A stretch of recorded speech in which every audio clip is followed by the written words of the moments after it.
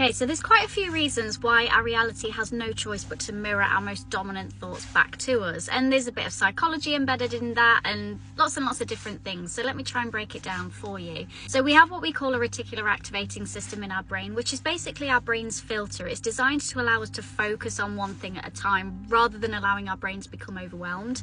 So if, for example, say you're focusing on manifesting your specific person, and then all of a sudden in your reality, you're seeing their car everywhere, or you're hearing their name everywhere, or the music that you used to listen to, whatever it is, it's because your brain has been given a focus. Your reticular activating system is really focused on that desired outcome, so it's going to alert you to anything remotely in relation to that, right? We then have what we call confirmation bias, which is kind of a psychological concept, the idea that our brain always wants to prove itself to be right. So if we have a really strong belief, it will naturally align you and alert you to experiences in your reality that align with that. So say, for example, you believe that you're unlucky in love, maybe you're going to always naturally align yourself to romantic partners who prove that to be true. Maybe you're ignoring the red flags a little bit, maybe you need the validation, things like that. So that's the psychological side of things when it comes to manifestation. But ultimately we give off a certain energy as well, and that energy is always attracted or mirrored back to us in a way from our reality too. So we know there's kind of like a chain reaction of events here. We have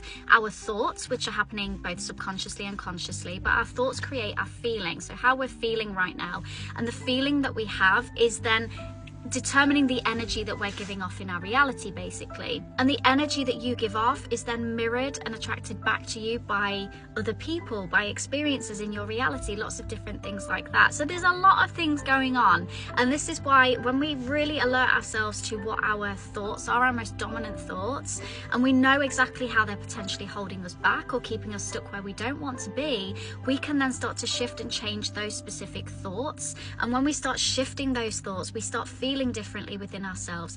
When we're creating a new story, we start to feel better within ourselves. We start to feel more capable. We start to align ourselves with more opportunity. We start to show up differently. And naturally our energy starts changing with it. And when we give off a different energy, that energy gets mirrored back to us by lots of different things in our reality, because like attracts like. So there you go. I hope that helped anyway.